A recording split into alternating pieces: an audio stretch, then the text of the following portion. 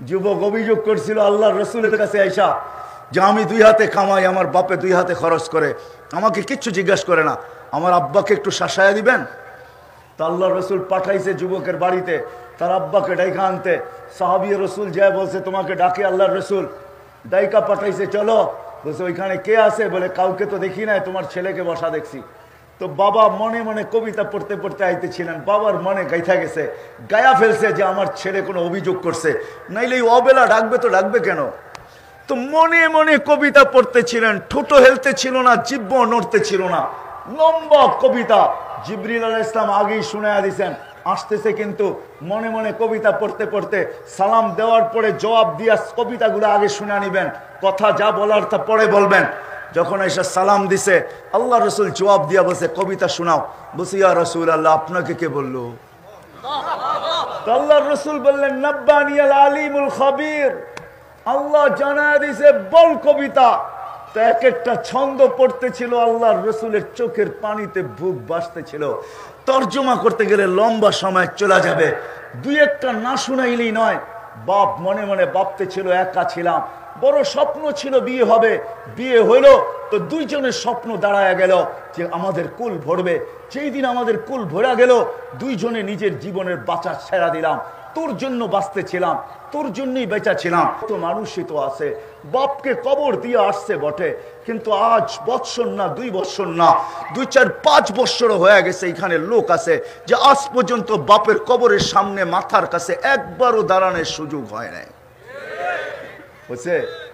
হ্যাঁ না, এরকম লোক না নাই। সবচেয়ে নিকটতম সম্পর্ক তো মা বাবার, এর চেয়ে কোনো নিকটতম সম্পর্ক নাই দুনিয়াতে। আপনার স্ত্রী স্বামী বলবেন এটা এত নিকটতম সম্পর্ক না, বাপ বেটা বলবেন এটা এত বড় নিকটতম সম্পর্ক না, যতটুকু নিকটতম সম্পর্ক হলো মা বাবার সন্তানের সাথে। এইখানে আছে কয়জন হাত উঠাইতে পারবে আমি জানি না।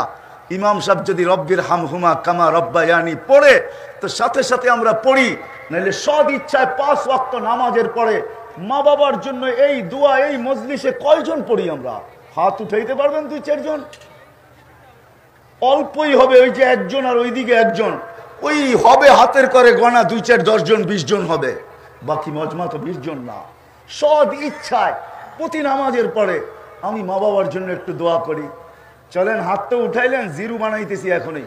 এই মজলিসে কয়জন আছেন যে সকালে উঠা ডেলি 2 টাকা বাজেট রাখেন মা বাবার জন্য, যে আমি সকালে উঠা কর্মে যাওয়ার আগে 2 টাকা মা বাবার নামে সৎকা করে বাহির হই? 2 টাকা ডেলি বাজেট। কয়জন হাত উঠাতে পারবেন যে 2 টাকা বাজেট রাখি, যে মা বাবার জন্য ডেলি 2 টাকা দিই? বেশি না, 2 টাকা। কত? আমি 5 টাকা বললাম না, 2 টাকা। একজনও তো হাত উঠাতে পারলেন না।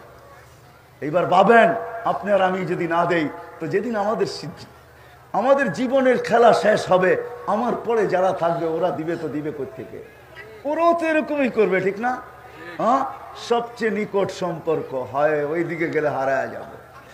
যুবক অভিযোগ করছিল আল্লাহর রসুলের কাছে আইসা যে আমি 2 হাতে কামাই, আমার বাপে 2 হাতে খরচ করে, আমাকে কিচ্ছু জিজ্ঞাসা করে না, আমার আব্বাকে একটু শাসায়া দিবেন। তো আল্লাহর রসুল পাঠাইছে যুবকের বাড়িতে তার আব্বাকে ডাইকা আনতে। সাহাবী রসুল যায় বলছে তোমাকে ডাকে আল্লাহর রসুল, ডাইকা পাঠাইছে চলো। বলছে ওইখানে কে আছে? বলে কাউকে তো দেখি নাই, তোমার ছেলেকে বসা দেখছি। তো বাবা মনে মনে কবিতা পড়তে পড়তে আইতেছিলেন, বাবার মনে গাইথা গেছে, গায়া ফেলছে যে আমার ছেলে কোনো অভিযোগ করছে, নাইলে এই অবেলা ডাকবে তো ডাকবে কেন। তো মনে মনে কবিতা পড়তেছিলেন, ঠোঁটো হেলতে ছিল না, জিহ্ব নড়তে ছিল না, লম্বা কবিতা। জিবরিল আলাইহিস সালাম আগেই শুনায়া দিয়েছেন আসতেছে, কিন্তু মনে মনে কবিতা পড়তে পড়তে সালাম দেওয়ার পরে জবাব দিয়া কবিতাগুলো আগে শুনে নিবেন, কথা যা বলার তা পরে বলবেন। যখন এসে সালাম দিছে আল্লাহ রসুল জবাব দিয়া বলছে কবিতা শোনাও। বলছে ইয়া রাসূল আল্লাহ, আপনাকে কে বললো? আল্লাহ রসুল বললেন নব্বানিয়াল আলিমুল খাবীর, আল্লাহ জানায়া দিছে বল কবিতা। তো এক একটা ছন্দ পড়তেছিল, আল্লাহর রসুলের চোখের পানিতে বুক ভাসতেছিল। তর্জমা করতে গেলে লম্বা সময় চলে যাবে, দুই একটা না শুনাইলেই নয়। বাপ মনে মনে ভাবতে ছিল একা ছিলাম, বড় স্বপ্ন ছিল বিয়ে হবে, বিয়ে হইল তো দুইজনের স্বপ্ন দাঁড়ায়া গেল যে আমাদের কুল ভরবে। সেই দিন আমাদের কুল ভরা গেল, দুইজনে নিজের জীবনের বাঁচা ছেড়া দিলাম। তোর জন্য বাঁচতেছিলাম, তোর জন্যই বেঁচে ছিলাম। আসলেই সন্তান যখন হয় তো মা বাবা সন্তানের জন্যই বাঁচে, নিজের জন্য বাঁচে না। এই এলাকায়ও পাওয়া যাবে রিক্সাওয়ালা, ভ্যানওয়ালা, বাইকওয়ালা পাওয়া যাবে, ডেলি 2-4-20টা গালি খায়া তারপরে বাড়িতে ফিরে। পরিচিত মানুষও দূর থেকে দেখে যে ওকে গালি দিতেছে। এমনও হয় যুবকরা কখনো কখনো গালেও পিঠেও 2-4টা বসায়া দেয়, আপনজনরা দূর থেকে দেখেও না দেখার বান করে। পরের দিন যখন বাইক নিয়ে বাহির হয়, ওকে যদি জিজ্ঞাসা করা হয়, কালকেই তো দেখলাম থাপ্পড় খাইতে, আজকে আবার বাইক হাতে নিছিস, তো নিছিস কেন? কালকেই তো দেখলাম গালি খাইতে, আজকে আবার রিক্সা হাতে উঠলো, তো উঠলো কেন? তো চোখের পানি ছেড়া দিয়া বলবে, বিবি বাল বাচ্চা না থাকলে কোনোদিন উঠতো না। সন্তান আর স্ত্রীর জন্যই উঠছে, ঠিক না? আমার কথা সত্য তো? কি বুঝে আসতেছে? তো বলতেছিল তোর জন্য আমরা দুইজন বাঁচতেছিলাম, আমরা বুড়া হইতেছিলাম, তুই জোয়ান হইতেছিলি। আজকে যখন তুই যুবক হয়ে গেলি, কামানের উপযোগী হইলি, আর আমি বৃদ্ধ হয়ে গেলাম, আমার সবকিছু তোর ভিতরে স্থানান্তর করলাম। হয় দুনিয়ায় ব্লুটুথের মাধ্যমে নেওয়া হয়, দুনিয়ায় শেয়ার হিটের মাধ্যমে নেওয়া হয়, আমি এক কুদরতের মাধ্যমে আমার সমস্ত যৌবনী সবকিছু তোর ভিতরে স্থানান্তর করলাম। আর তুই আজকে যুবক হইলি, কামাইতে শুরু করলি, তুই আমাকে বাপ না ভাবতি, একজন বন্ধুও তো ভাবতে পারতি, একজন বন্ধু না ভাবতি, একজন প্রতিবেশীও তো ভাবতে পারতি। প্রতিবেশীরও তো একটা অধিকার আছে। তুই আল্লাহ রসুলের বিরুদ্ধে আমার কাছে অভিযোগ করলি। হয় হয়, চোখে আল্লাহ রসুলের বুক বাইসা চাদর ভিজা গেছে। বাপকে তো দেখেন নাই, একটা খালি জায়গা তো দিলের ভিতরে রয়েই গেছে মৃত্যু পর্যন্ত।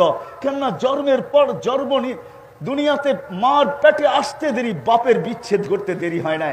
আল্লাহ রসুল তো বাপকে দেখেন নাই, বিজয় বিরাট বড় একটা শূন্যতা মৃত্যু পর্যন্ত রয়েই গেছে, বাপের শূন্যতা। এই জন্য যখন বাপ অভিযোগের কবিতা শুনাইতেছিলেন, তখন নিজের কান্না ধরে রাখতে পারেন নাই।